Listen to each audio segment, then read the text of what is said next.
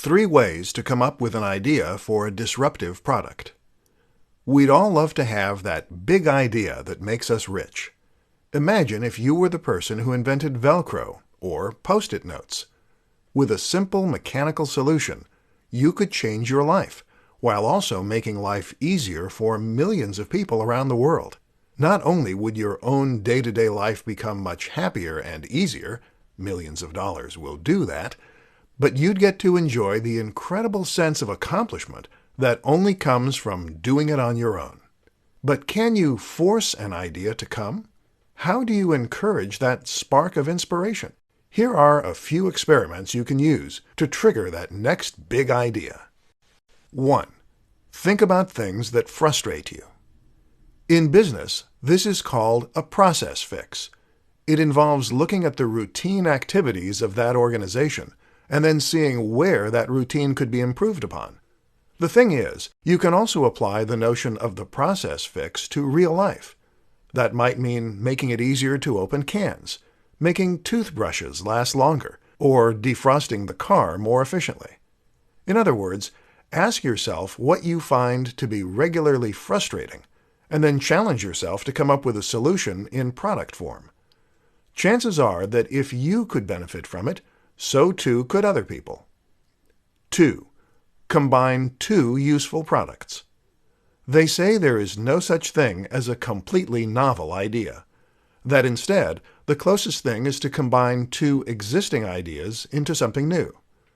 Well, why not embrace that reality by simply combining 2 ideas you like into one new idea? You see tons of inventions that work this way and serve a dual purpose, thereby removing the need to order 2 separate items, and they're often very successful. 3.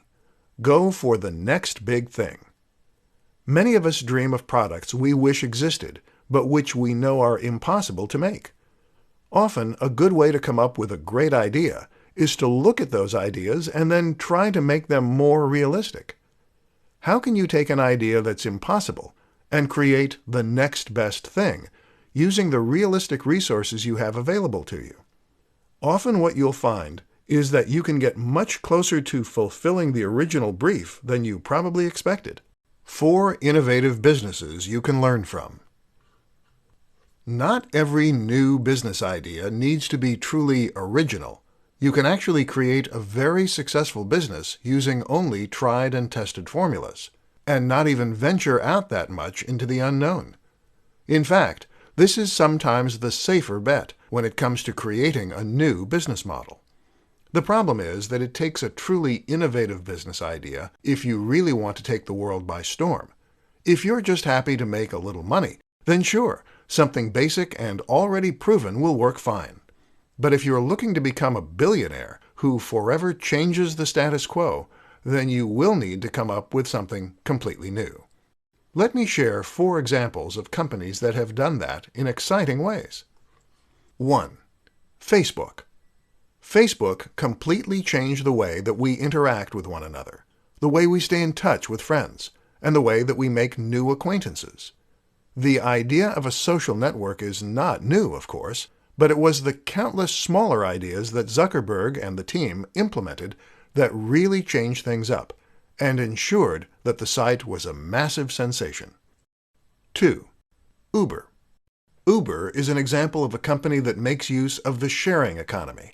This is a taxi service that is run by its users. Rather than pay obscene amounts for a taxi, why not hire someone local who is happy to give you a lift for much less? It's no exaggeration to say that this is making massive waves in multiple industries. 3. Airbnb. Airbnb is another example of a company that makes use of the sharing economy, this time by letting people share their spare rooms and outbuildings as alternatives to hotel rooms. Once again, this is changing industries, the hotel industry, and even the property market. 4.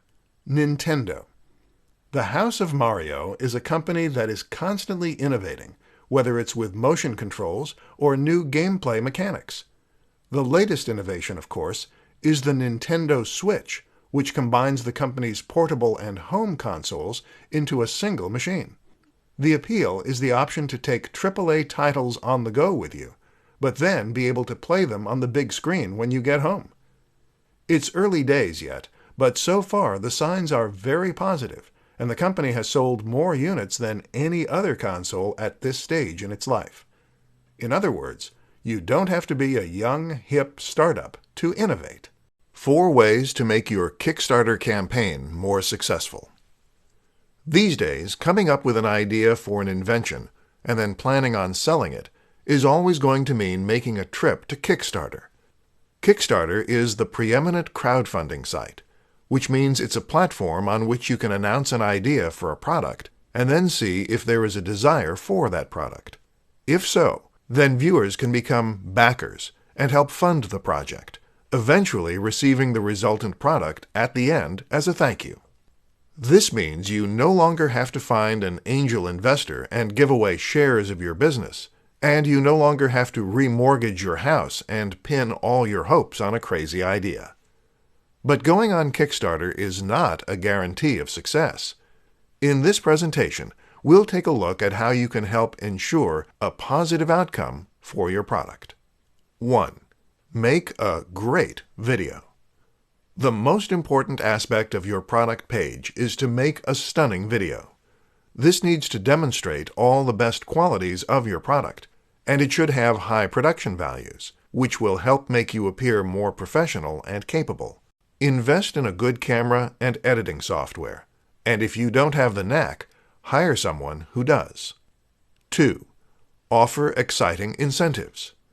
It is normal to incentivize backers by offering rewards for different levels of funding. As you might expect, it's important to ensure that these incentives are exciting enough to actually be worth the money, so make sure that they are, whether that means offering discounted products, bonus packs, or the backer's name somewhere in the credits. 3. Time it well. As with comedy, timing is everything in the world of crowdfunding. Make sure you time the actual launch of the product well, but also think carefully about how long the campaign should run for and when it's going to end. 4. Prep and pickup. A strategy recommended by Tim Ferriss is called prep and pickup. The idea is that you're going to work on all the emails, ads, press releases, and other marketing materials before you launch your product. From there, you will have everything ready to go, and all you need to do is click Send at the appropriate times when the product is live. This prevents the scenario where life gets in the way and you can't promote your product as much as you should. 5 examples of businesses that take full advantage of the sharing economy. The sharing economy describes a move away from money and back to the free trade of services and products. Once upon a time, before money existed, we would bargain with other people for goods and services by offering things that we could do or offer in exchange for things that they could do or offer. Need someone to chop down a tree? Then offer to cut their hair or give them some of your eggs. Then money came along and was used as a way to represent value. This could be traded for goods and services in lieu of providing goods and services back, thereby making transactions much simpler and easier. But at the same time, money also created many of the problems we see today, and you don't need me to tell you what those are. Fortunately, technology is giving us a way to take matters back into our own hands. Technology is perfect for facilitating transactions that don't need money, and hence we are seeing the free trade of goods and services once again. Businesses take full advantage of this and are among the most innovative and successful on the planet right now. In this presentation, we will consider some examples. 1. Uber. Let's start with one of the most high-profile sharing economy businesses out there. Uber is a company that seeks to remove the need for taxis and public transport by letting anyone offer lifts for a small fee. The result is that the costs are much lower, and rides are always available, and it has taken off to the extent that it is actually threatening the taxi industry. 2. Spock. Shpock is an app that acts like a yard sale. Got something you don't want? Take a photo and upload it to Shpock to sell it back within your local area. 3. FreeCycle. FreeCycle takes the idea of Shpock one step further by encouraging its users to give away things that they don't need anymore, but would otherwise have to pay to dispose of. 4. Airbnb. Airbnb is Uber for accommodation, allowing anyone to offer up a room, outbuilding, or attic as a place for people to stay. This is not only changing the face of the hotel industry, but even the property market. 5. Couchsurfer. Couchsurfer is to Airbnb what FreeCycle is to Uber, essentially getting people to offer accommodation for free. By letting people crash on your couch, you win goodwill to crash on the couches of other people, and thereby get a free place to stay wherever you are in the world. 6 ways to get funding for your new product idea. Got an idea for an amazing new physical product that might just change the world and make you a profit in the meantime? This is an incredibly exciting position to find yourself in, especially if you truly believe in the idea you have. That's also why it's so tragic to find yourself unable to make that vision into a reality. If you can't find the funds to manufacture your product, then you can't create it and you can't sell it. It's that simple. In this presentation, I'll show you 6 ways to find funding for your idea so that your good ideas never have to go to waste. 1. Crowdfunding. Crowdfunding means that you raise money from the crowd, aka the general public. You put forward your idea, show a working prototype in a video, and explain what it does. You then explain why you need money to make your idea a reality, and you give away some kind of reward in return. 2. Pre-orders. Another option is to take pre-orders for your product. This is another way to get money up front and test that the audience is there. If you don't get enough pre-orders to cover the manufacturing expense, then you simply cancel the pre-orders. 3. PayPal Working Capital. Don't overlook this option from PayPal. PayPal Working Capital is a business loan from the online payment processor that allows you to pay just a single fixed fee, which is usually quite reasonable, and then make repayments out of the money that comes into your PayPal account. While the fees aren't the lowest, it's the ease with which this loan works, the lack of impact on your credit score, and the convenient repayment system that make it a good option for inventors. 4. Credit card loan. A credit card loan isn't the most elegant solution, but it certainly works. Other loans include a bank loan or a loan from the bank of mom and dad. 5. Investors. Finding a loan from an angel investor is arguably the most stressful option for getting funding, but it's also the one that can potentially reap the most rewards, especially if you are also getting the advice and help of those investors to encourage your product to grow at the fastest rate and stand the best chance of succeeding. 6. Bootstrapping. My personal favorite. Bootstrapping means that you sell another product or service in order to raise the money for your bigger and more ambitious venture. Think of this as slowly scaling up your business and your ambition. How to create your own software-as-service business. The notion of software as a service is a very interesting one, and one that is very different from pretty much any business model that has gone before it. The idea is that you are providing a service, whether that's web design or contact management, and that this service is going to be provided automatically by using a piece of software. So instead of building websites for your clients, you are offering a piece of software that can do that for them. The great thing about these businesses is that they can provide services that would be impossible to offer any other way, and they can allow you to take a very backseat approach to running them, generating passive or near-passive income. So how exactly do you create such a business? 1. Come up with the idea. The first thing you need to do is come up with your business. This is easier said than done, of course, but one useful question to ask is whether you can in any way productize a service that you are already providing. This is how Matt Mullenweg came up with the idea for WordPress, by asking how his web design company could be made into a product, and thereby scale to unforeseen heights. Another question is to think about the tools you use on a daily basis, and how they could be better as an SAS. 2. Implement the idea. The next step is to implement the idea. The problem with this is that it will very often involve programming, using a web-based programming language. This is code that will run on a server, and common languages include PHP and Python. These are very complex for beginners, which is why the best option is often to outsource the actual creation of the product to someone who knows what they're doing. Use Upwork or something similar to find the staff. Alternatively, you can try using a social network building solution, several of which do exist. 3. Market the idea. Finally, you just need to market your idea.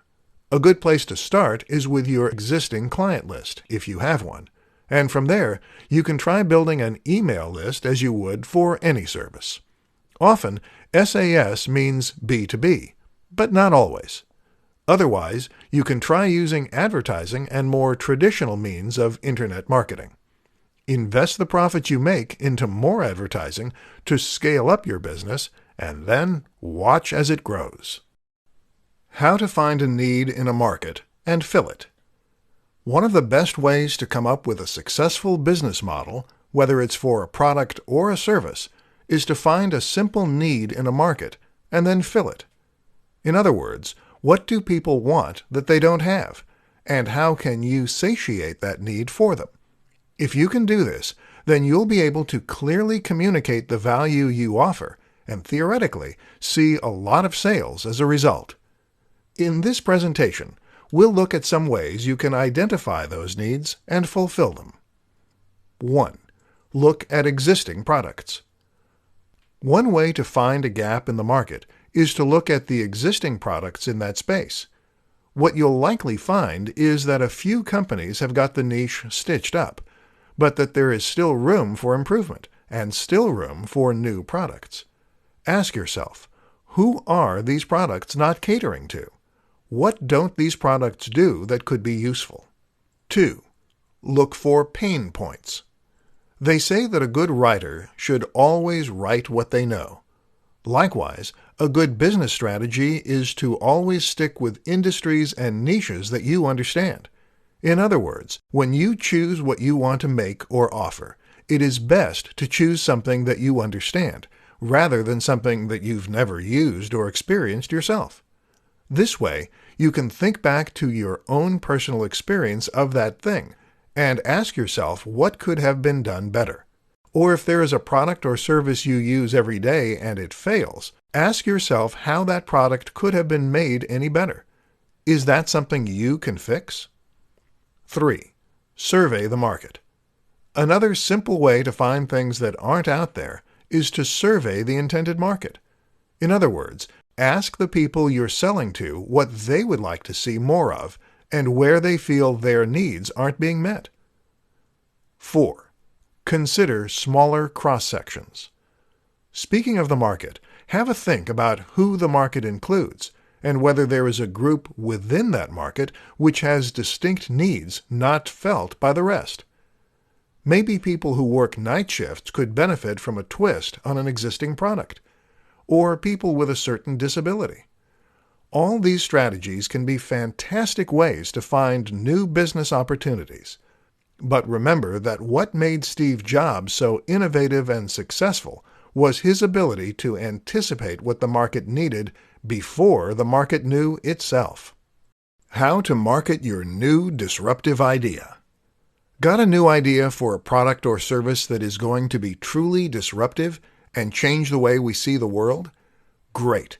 Only you're not the first, and you probably won't be the last either. The thing is, ideas are a dime a dozen, and actually the hard part is marketing those ideas and getting them to sell.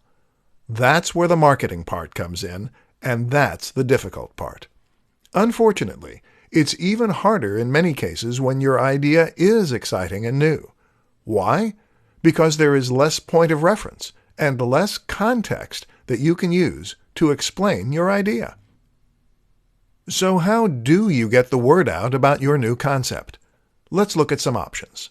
In the beginning, the main aim of your marketing is often going to be explaining what your product is. This is your elevator pitch, and it's important that you've come up with a simple way to explain succinctly and clearly what your idea is, who needs it, and what they need it for. Another useful concept is to focus on the value proposition. In other words, where does the value come from with your new service or product? How does using this product make life better?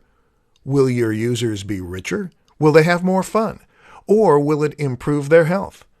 While the how and the what might be new, very often the why will be universal, and this will be key in communicating your message. In order to do any of this, though, you're going to need to think about whom your product is marketed to, and who will want to use it. This will tell you where to present your message, and how to present it. Have a think about the typical demographic that is likely to use your product, and think of comparable products and whom they are targeted at. Looking at comparable products is also a good way to get inspiration for your marketing. Finally, don't be afraid to embrace the newness of your product or service. In other words, if your product is so different that it stands out, then this can actually help it spread by word of mouth. Consider those 5-finger shoes by Vibram.